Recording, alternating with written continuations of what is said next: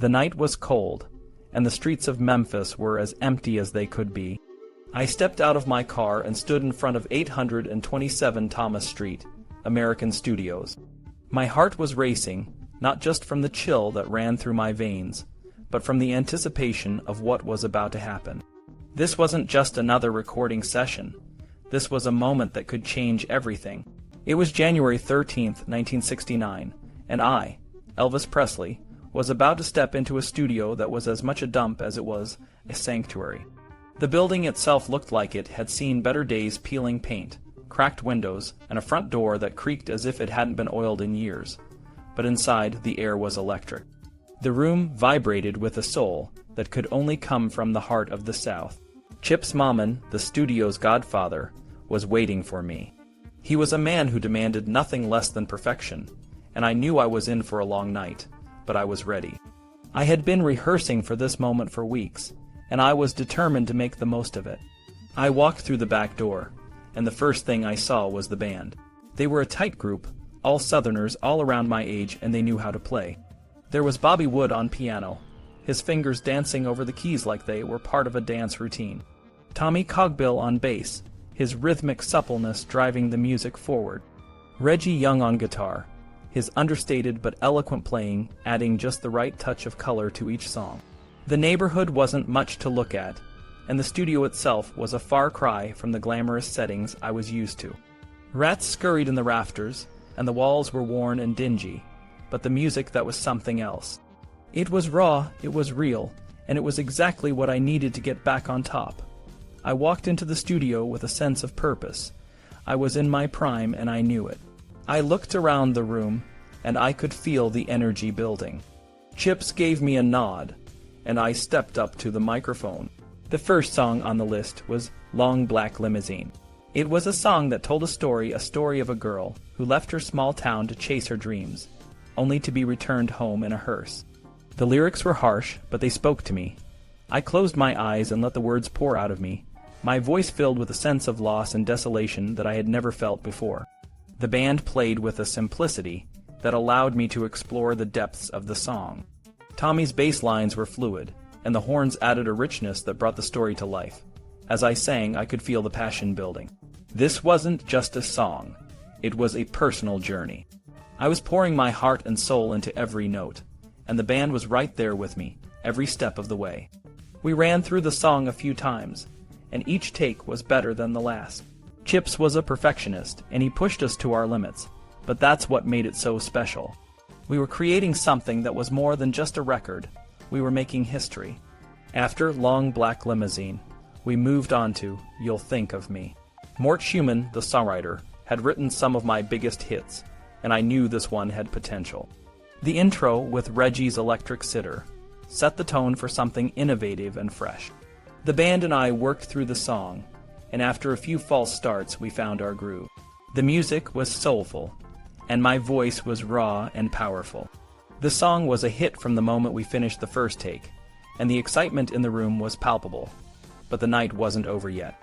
We pushed on, laying down tracks for Don't Cry Daddy and Poor Man's Gold.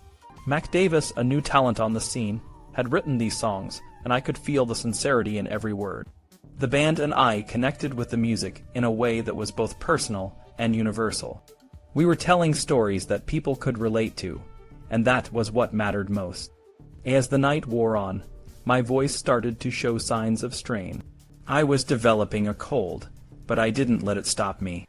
We jammed on I'm Moving On, a classic that I had always loved, and even though my voice was cracking, the band and I kept the energy high. The music was a lifeline, and we clung to it with everything we had.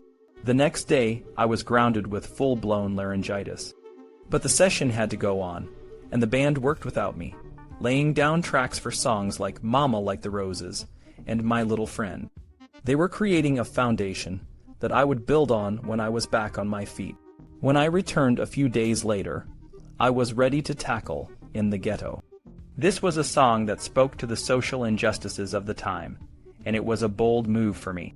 But I felt strongly about the message, and I knew it was the right thing to do. The band and I worked through the song, and after a few takes, we found the right key and tempo. The music was steady, and my voice was clear and focused. I sang with a quiet dignity that I had never achieved before, and the song came to life in a way that was both powerful and moving. The night continued, and we recorded Gentle on My Mind and Rubberneckin'. Each song was a step forward, a chance to show the world that I was still the king, and that I was ready to take on the challenges of the new decade. As the night drew to a close, I stepped out of the studio, my heart still racing. The music had been our lifeline, and we had created something special. The streets of Memphis were still empty, but the world would soon know what had happened here. This was just the beginning. The studio was a place of magic for me. I could feel the excitement in the air, and it was hard not to get swept up in it. We were all there that night, full of anxiety and hope, eager to create something special. Felton Jarvis, my producer and friend, was under pressure to produce a hit. He had been by my side through the success of the TV special and the If I Can Dream single, but he didn't want to be left behind. If it meant sharing the producer's role with Chip's Moman, or even stepping back to an A&R role, he was willing to do it as long as he could still be part of the action. I could feel the urgency in myself, too. I wanted to please, to deliver the best I could. Chips pushed me, and I pushed myself in ways I hadn't since my days with Sam Phillips. As the sessions went on, I grew more confident. I knew we were on the right track. I was challenging myself, and it felt like I was working harder than I ever had before. One Tuesday evening, we decided to try a Beatles song. I only knew a few lines of Hey Jude, and without the lyrics, I couldn't finish it that night. But what we did get was special, and it stayed with me. We had a backlog of songs that needed work, like I'm Moving On and Long Black Limousine, and I dove into my vocal overdubs. I recorded new vocal tracks for songs like My Little Friend, Inherit the Wind, Mama Like the Roses, and Don't Cry Daddy. But when I started Poor Man's Gold, a fire engine passing by made me burst into laughter. We ended up leaving Come Out behind, but I was having a blast. To burn off some energy, I started playing From a Jack to a King on my guitar. It was one of my dad's favorite songs, and he had stopped by that night. I wasn't planning to record it seriously, but the playful edge in my voice couldn't hide the pure joy I was feeling. I was having so much fun. The next evening, I came in early to meet Roy Hamilton. He was working with Tommy Cogbill on an album for Chips's AGP label. I suggested that Angelica, a song I was planning to record, would be perfect for Roy. It was a generous moment, and Angelica became the single from Roy's session. Sadly, it was his last. He passed away from a stroke that summer.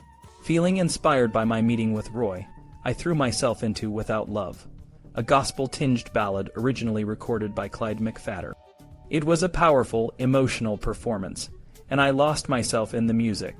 I followed it with I'll Hold You in My Heart Till I Can Hold You in My Arms, a simple country song that I transformed into a soulful, heartfelt plea. These weren't the new hits Chips and Felton were looking for, but they were pure me. They were the kind of songs I had been suggesting since my sessions in 1966. By the time I started I'll Be There, I was just having fun.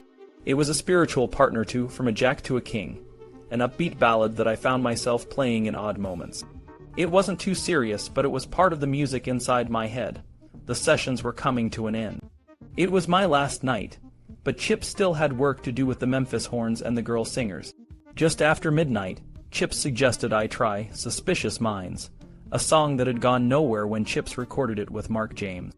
Marty Lacker, George Klein, and Joe Esposito all thought it could be a hit, and they encouraged me to give it a shot. The first take was a bit rough, but Chips helped us find the right groove. I practiced karate exercises between takes to stay relaxed. Save the last take for me, I joked as we neared the finish. By the time we left, we knew we had saved one of the best for last. There was a bit of tension over publishing rights, but Harry Jenkins, the RCA representative, helped smooth things over. I wasn't going to let a dispute stop me from recording a song I loved. I even did an early morning interview in a white shirt and trousers, raving about the studio. It all started right here in Memphis for me, man, I told the reporter. Chips and I celebrated the new surroundings. He is one of the hardest working artists I have ever been associated with, Chips said. What energy and enthusiasm he has while working. We've done some hits, haven't we, Chips? I asked. Maybe some of your biggest, he replied. We plan to keep the momentum going at American, so we booked more sessions for February. Charlie Hodge started the list, and Angelica was still on it, along with old favorites like Stranger in My Own Hometown and After Loving You. Freddie Bienstock had trouble clearing some songs, but Power of My Love made it to the list. I was always going to throw in songs I loved, but we couldn't keep arguing about it in the studio. So we made sure everything was cleared before the February sessions. The February sessions were intense. We started with a tribute to Chips, playing This Time and It's My Way. I was in high spirits, cussing when I messed up, but feeling comfortable and energetic. Chips suggested some arranging for True Love Travels on a Gravel Road, and we struggled to find the right tempo. Reggie Young's suggestion to use his Leslie amplifier helped, and we finally got a master. Next was Stranger in My Own Hometown, a blues song that fit me perfectly. It was a surprise because I rarely recorded straight blues, but I couldn't resist. The lyrics spoke to my life in Memphis and my place in the music world. We found the beat, and the group produced a groove that even the overdubs couldn't dull. We ate a lot of chicken in the studio that week. One night after a feast, Chips brought up, and the grass won't pay no mind. I joked about the cymbal hit scaring me, and it took a while to reset the echo and find the right tempo. Chips was determined to get it right, and he kept interrupting the takes. But even when I was nearly spent, I still managed to joke. Listen easy, you can hear. I crooned, then paused to add. You can hear Chips calling. Those nights in the studio were magical, and I knew we were creating something special. The energy, the music, and the camaraderie were unforgettable. I remember those days at American Studios in Memphis like it was yesterday. The team of Giant, Baum, and Kay had been part of my publishing stable for a while, and they brought in an older song called Power of My Love. Freddie had been pitching this song for years, but this time I really listened. The song was perfect for the tough, soulful sound I was going for. I threw myself into it, singing with all the passion and a bit of cheekiness, making it a powerful blues performance. The horns, Ed Collins' harmonica, and the girl singer's backing vocals added to the steamy vibe. It was the only song Freddie's team brought that made it onto the tape, and it seemed to be a hit with everyone, especially with Felton's encouragement. The next song, After Loving You, was a surprise to some, but I had been practicing it for years. I played the piano in my usual staccato style, and I sang it with the same intensity I put into One Night. It was a bit different from how Chips liked to work, but he let me do my thing. We worked hard on it, and it turned out great. The following day, we were back at it. My friend Lamar Fike had a couple of songs recorded earlier, and he brought in a new one called Kentucky Rain. I started working on it at 7:30 in the evening, and it took us a while to get it right. Chips wanted a brighter feel, and it took some time for the musicians to get it just right. But when we did, everyone agreed it could be a hit. Chips and Felton worked well together, with Chips giving instructions and Felton cheering me on. We also tackled Only the Strong Survive, a soul song by Jerry Butler. It was a challenge, and I did a lot of takes, even telling myself it was one of the worst performances I'd ever given. But I didn't give up, and even Freddie was impressed. He raved about it to Bob Dylan later. We did a few more songs like It Keeps Right on a Hurtin' and Any Day Now, both hits from the past. Felton and I had a good rhythm, and Chips let me take the lead on the music. By 4:30 the next morning, we were tired but satisfied. I sat with Bobby Wood, talking about religion and music. We decided to try one of his songs, If I'm a Fool for Loving You, and even though it wasn't the best, it was still a step up from the Hollywood soundtrack stuff I've been doing. The next few nights, we worked on a couple more songs, but I didn't do a vocal for Memory Revival. On the 22nd, we did some repairs and tried Who Am I?, a religious song. It was a good addition to the sessions, which had been a real turning point for me. Then came the soundtrack for Change of Habit. It was my last movie, and it didn't do well, but the music was okay. We recorded a few songs, but they didn't match the quality of what we'd done at American. I wondered why I was even there. Despite the movie, my record sales were doing well. If I Can Dream, from the TV special hit number 12, and the album went gold. The Colonel and I had always been about making deals, and the move to American was part of that. Chip's Moman was the right choice, even if he was a bit stubborn. He chose the best songs from the sessions for the album, and we had some tensions, but the results were undeniable. Chips and Felton had different ideas, but they both brought their best to the project. We had some disagreements, especially over publishing and producer credits, but in the end, the album, From Elvis in Memphis, was a revelation. It showed people a new side of me, and the reviews were amazing. The stage was set for the next big step in my comeback. In 1969, everything seemed to be falling into place. The Colonel got a deal for me to perform at the International Hotel in Las Vegas. It was a big risk, but it paid off. I played 2 shows every night, and it was a huge success. The comeback was real, and I was back on top. By 1969, my life had taken some unexpected turns. I had spent the early part of my career as a rebellious, energetic young man who set the world on fire with my music. But by the late 60s, things had changed. Las Vegas, a place where the likes of Frank Sinatra and Dean Martin ruled, seemed like the last place I'd want to set up shop. Sinatra and the Rat Pack had always looked down on me, seeing me as a rough, country kid who didn't belong in their glittering world. But things were different now. I was older, and my audience had grown up with me. They weren't the teenagers who once screamed at my concerts. They were young adults and newlyweds, people who had followed my journey and were looking for a mix of nostalgia and new excitement. Las Vegas offered me a chance to reinvent myself. The Colonel, my manager, hadn't arranged a concert tour in over a decade, and the idea of setting up a residency in Vegas seemed like a smart move. It meant a guaranteed audience and a steady income, something that touring couldn't promise. Plus, it was a way to prove that I could still command a stage, that I hadn't lost my touch. My return to live performances was more than just a comeback. It was a chance to set the record straight. I had always loved performing live, and I missed the connection with my audience. But I also wanted to show that I could hold my own in the Rat Pack's territory.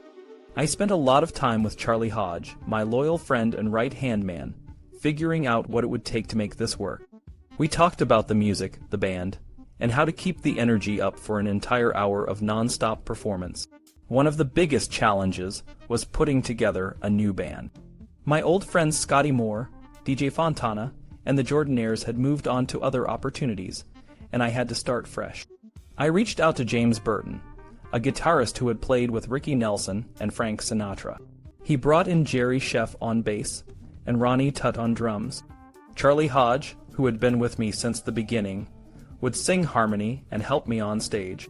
We also hired 2 vocal groups, the Imperials for their gospel sound and the Sweet Inspirations for their soulful touch. It was a powerful lineup, and I knew it would bring something special to the stage. We rehearsed for weeks, trying out different songs and arrangements. We started with some of my biggest hits, All Shook Up, Blue Suede Shoes, and Heartbreak Hotel, but we also wanted to include new material. We considered songs like Slow Down, Green Green Grass of Home, and Suspicious Minds. The latter became a favorite, and we worked it into a 6-minute masterpiece. We also added a bit of contemporary flair with the Beatles' Yesterday and Hey Jude, and the Bee Gees' Words. The stage setup was important too. I wanted to look cool but also be comfortable. The black leather suit I wore in my earlier days was too hot under the lights, so we designed karate-style outfits that allowed me to move freely. I wanted the show to be a mix of old and new, rock and soul, and a bit of Vegas glamour. When we finally opened at the International Hotel on July 31st, 1969, the reaction was electric. People were blown away by my performance. I was back, and I was better than ever. The reviews were incredible, and the shows sold out night after night. I was working hard, sweating and strumming my guitar, and the audience loved every minute of it. We even recorded the shows, and the album, From Memphis to Vegas, became a hit. But it wasn't all smooth sailing. The Colonel reminded me to watch my words during the shows. I talked a lot about my life, my time in the Army, and my movies, sometimes with a bit of self-mockery. I had to be careful not to say anything that might offend the more conservative audience, especially during the dinner shows. Despite the challenges, the momentum was unstoppable. The Colonel negotiated a 5-year deal with the International Hotel, and we even landed a high-profile gig at the Houston Livestock Show. It was a new chapter in my career, and I was ready to make the most of it. Las Vegas had become my new home, and I was determined to make it a place where I could shine. The year 1969 was a big one for me. After In the Ghetto hit the top 3, I tried to mix things up with Clean Up Your Own Backyard, a song from the movie The Trouble with Girls and How to Get Into It. I thought the lyrics would connect with a younger crowd, but it only reached number 35. No big deal, though. I was already moving on to something better. The song from the Memphis sessions, Suspicious Minds, was a game changer. It started slow at number 77, but then shot up the charts. After just 8 weeks, it hit number 1, selling over 1 million copies. RCA knew they had something special and released a double album, From Memphis to Vegas, From Vegas to Memphis, in November. It featured 10 songs from my Las Vegas shows and 10 from the Memphis sessions. The live album was packed with energy, and even though it didn't include Suspicious Minds or Don't Cry Daddy as singles, it still reached number 12 on the charts. The live album captured the excitement of my shows, where I performed with a band that sometimes sped up and slowed down, but we had a good time. The studio half of the album had some great tracks, like Stranger in My Own Hometown, which was a powerful blues song. It was a solid album that showed both my new and old sides. As the 60s came to a close, I felt like I was back on top. The Colonel was always pushing for more, and in January 1970, just 4 months after my last Las Vegas show, I was back on stage at the International Hotel. The hotel was packed, and the shows were sold out. It was a big, fancy place with a golden curtain and chandeliers, a far cry from the small venues I used to play. The setting highlighted the contradictions in my career. I was a white guy with a black sound, a tuxedo-clad rock and roll singer, and a Hollywood star who won a Grammy for gospel music. In 1968, I was a leather-clad rebel on TV, and now in 1970, I was bringing all those sides together. The shows were a mix of my old hits and new songs. I opened with All Shook Up and performed In the Ghetto, Suspicious Minds, Don't Cry Daddy, and Kentucky Rain. I also did some covers like Proud Mary, Sweet Caroline, and Polk Salad Annie. The latter was a real showstopper, with a thundering bass line and a bit of karate, which I had been practicing. The audience loved it. RCA and the Colonel saw an opportunity and recorded a live album. The sound wasn't always perfect, but we captured some great moments. The album included songs like The Wonder of You, Release Me, and CC Rider. We even added some tracks from the previous year's shows to fill out the album. After the Vegas run, I flew to Houston to meet the Colonel. He had set up a command center for my performance at the Houston Livestock Show in the Astrodome. At a press conference, I talked about my musical background and how country, gospel, and rhythm and blues all influenced me. I even joked about how the old Sun records sounded funny now with all that echo. The Astrodome was a challenge. The sound was terrible, and even with engineers from Las Vegas and Los Angeles, it didn't get much better. But the show went on and it was a huge success. Over 250,000 people attended, and one show had an audience of 43,614, setting a new record. The Colonel was thrilled, and I made a lot of money. He even closed a deal with MGM to film my next Las Vegas show. It was a big, bold move that showed we were always looking to break new ground. I decided to go back to Nashville in 1970, and it felt like coming home. Felton Jarvis, who had been my go-to producer for a while, left RCA to work with me exclusively. I was excited to have him on my side, and he was just as eager to get started. We were both ready to make some magic happen. The plan was to record 18 new songs, enough for one full album and 2 singles. I hadn't been to RCA Studio B in Nashville for over 2 years, and I was ready to shake things up. The last time I was there, I felt stuck, but now I had a new band and a fresh approach. Felton and I wanted to bring something different to the table. On the night of June 4th, 1970, we all gathered at the studio. Felton and the band were already set up, and I walked in feeling a mix of nerves and excitement. The studio was equipped with a new 16-track machine, which was a big upgrade from the old 4-track. This meant we could record more layers and have more control over the final sound. We started with a warm-up.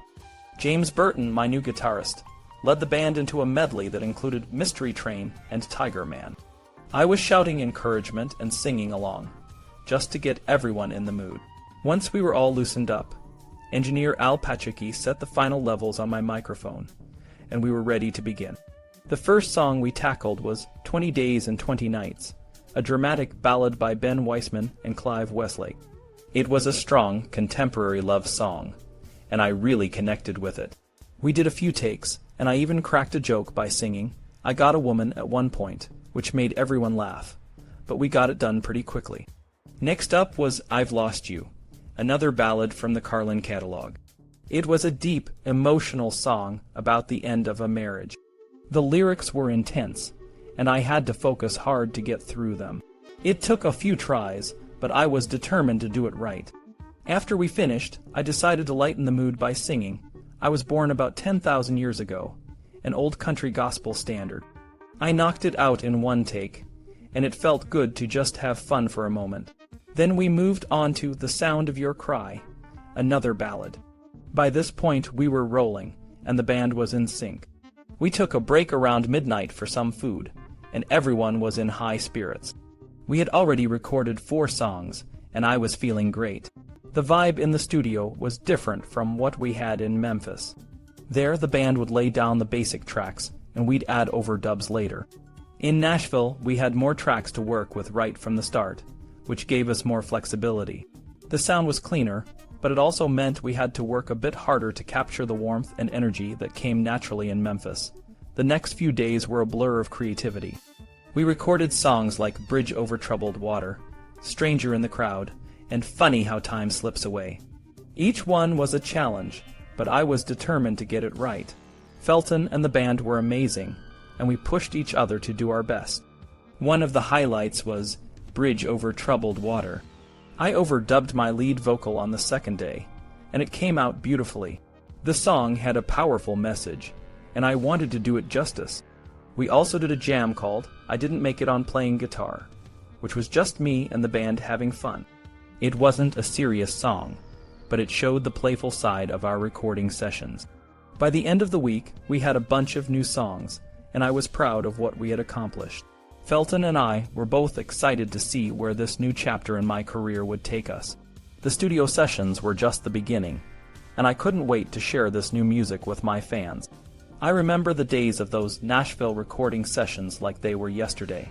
It was June 5th, and the studio was buzzing with excitement. I was on the verge of nostalgia, calling out to Lamar, "We got the words to that, Lamar," before launching into Bob Wills's "Faded Love." When Lamar didn't have the lyrics, I suggested we do "The Fool" instead. The band, led by Chip Young and James Burton, jumped right in, and we nailed it in just 2 takes. Then I grabbed an acoustic guitar and started playing some bluegrass, like Flat and Scruggs's "100 Years From Now," and Bill Monroe's "Little Cabin on the Hill." The session was turning into a free-for-all, but it was a good kind of chaos.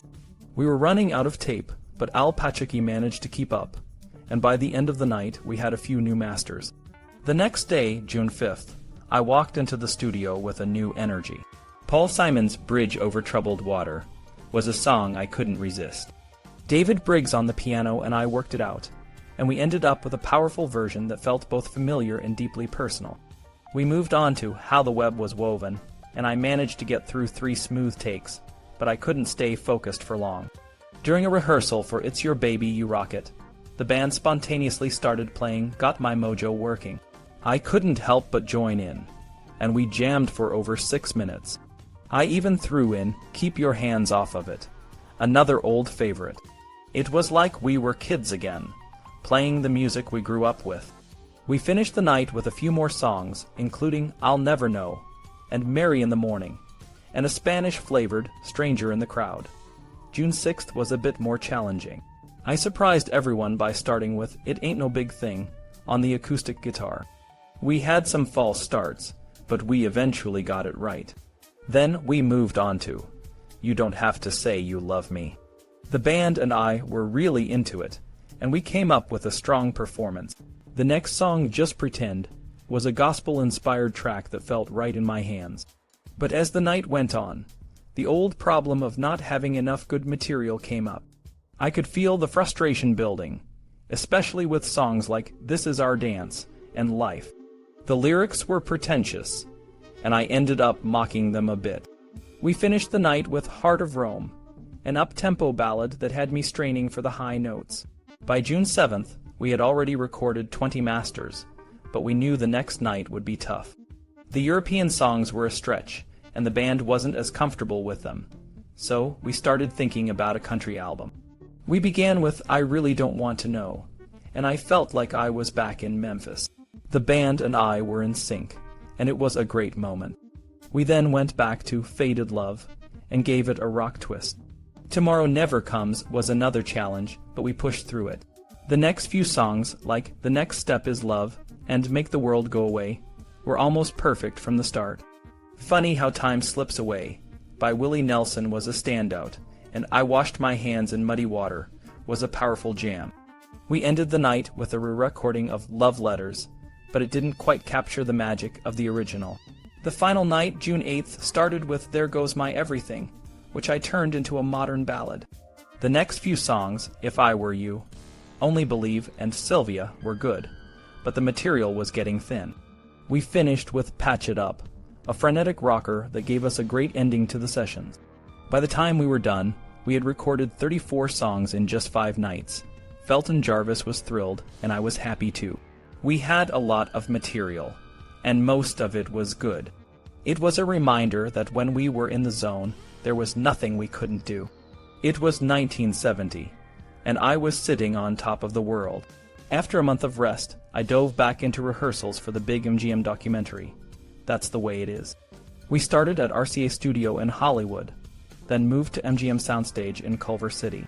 The film crews were there, but we got past the distraction and really focused on the music.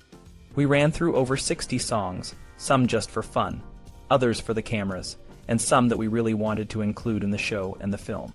We worked hard on new arrangements and songs like Heart of Rome and Tomorrow Never Comes, but those were too demanding vocally, so we dropped them. But we added some contemporary hits like George Harrison's Something, B.J. Thomas's I Just Can't Help Believin', and the Righteous Brothers' You've Lost That Lovin' Feelin'. These songs brought a fresh vibe to my concerts. My drummer, Ronnie Tutt, was back in the band, and he needed to catch up on the new material.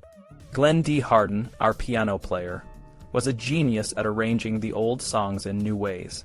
We rehearsed for 3 weeks, and the music got tighter and tighter. August 4th, we started performing at the International Hotel in Las Vegas. RCA was recording everything, and MGM was filming. I was nervous on opening night, but once I hit the stage in my white boots and fringed suit, all the nerves vanished. I was in my element, and the crowd was electrified. We played a mix of old and new, from That's All Right to Bridge Over Troubled Water. It felt like I was bringing together every type of music I had ever loved, and it was powerful. The shows were a huge success. People were packing the place, and I knew I was back on top. I even teased the crowd about a medley of costumes if the songs didn't go over, but they did, and I was on a high. After the MGM filming was done, I added some surprises like Johnny Cash's I Walk the Line and Folsom Prison Blues. I even threw in a gospel song, Oh Happy Day, and another, When the Snow is on the Roses. I told the crowd I'd have 2 new albums out that winter, the soundtrack to the documentary and a country LP. It was clear that Las Vegas was just the beginning. The Colonel, seeing the success, decided it was time to take me on a full-fledged tour. We planned a 6-day, 8-show tour through Phoenix, St. Louis, Detroit, Miami, Tampa, and Mobile. It was a massive success, and I played to over 100,000 people. Critics loved it, and the audiences went wild. It felt like the whole world was open to me again. On September 22nd, I was back in RCA Studio B in Nashville to record 2 more songs for the country album. I was supposed to be there the day before, but I didn't show up. When I finally arrived, I was irritable and out of sorts. Priscilla was with me, and she hinted that there were reasons, which I took to mean something related to drugs. We recorded Snowbird, Where Did They Go, Lord?, Whole Lotta Shackin' Goin' On, and Rags to Riches. The recording of Rags to Riches was spliced together from different takes, and we even recorded a horn arrangement for Whole Lotta Shackin' Goin' On, but it wasn't used. That night, I felt a mix of exhaustion and exhilaration. I was back on top, and the future looked bright. But there were also shadows, and I knew I had to keep pushing forward. The journey was just beginning.